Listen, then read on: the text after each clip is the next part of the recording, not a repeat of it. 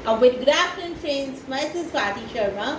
Today we are going to do the third and the last part of the story Power of Prayer. देखिए आज हम कहानी Power of Prayer का करेंगे third part. तो शुरू करते हैं।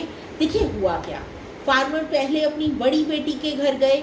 उनकी बेटी ने उन्हें कहा कि हमारे यहाँ पे बारिश नहीं हो रही है, उसकी वजह से हम इनके जो हस्बैंड थे बेटी के वो किसान थे, तो उनको प्रॉब्लम्स आ रही हैं। तो उस बेटी ने कहा अपने फादर को कि आप भगवान से प्रे कीजिएगा कि बारिश आए।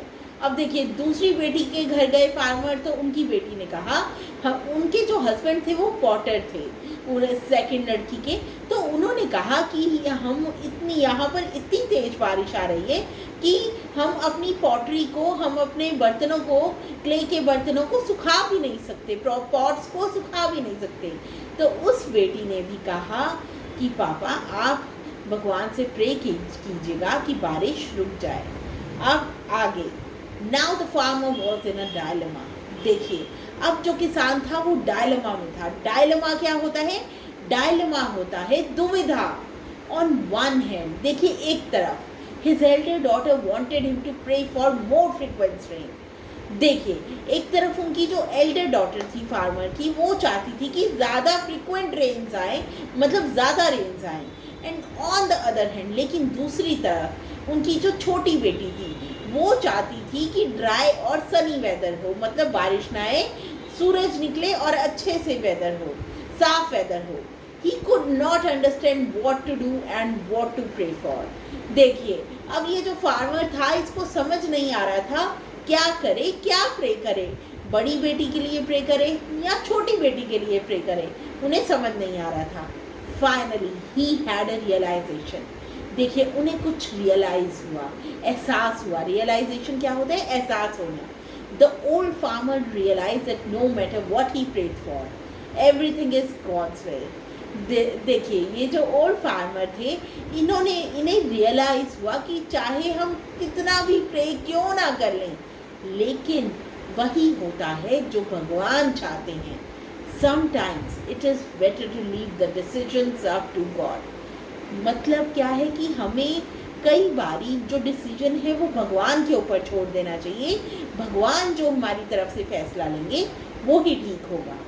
सो ही सेड, इसलिए उन्होंने कहा, फार्मर ने कहा, God do as you wish, let your decision be final. क्या कहा फार्मर ने? भगवान जो आपका मन करता है वो कीजिए, आपका जो डिसीजन होगा, आप जो डिसाइड करेंगे वो फाइनल होगा।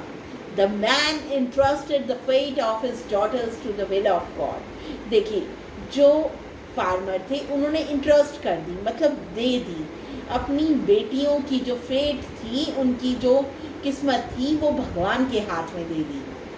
There is definitely one thing that we will understand. देखिए इस कहानी से हमें सीखने को क्या मिलता है? ये कहानी हमें सिखाती है sometimes the will of God is all we can hope for. कभी कभी ऐसा होता है कि भगवान की जो इच्छा होती है हमें उसी के ऊपर डिपेंड रहना चाहिए। There are certain things in the world that are beyond our control। इस दुनिया में कई चीज़ें हैं जो हमारे कंट्रोल में नहीं है। Beyond our control मतलब हमारे कंट्रोल में नहीं है।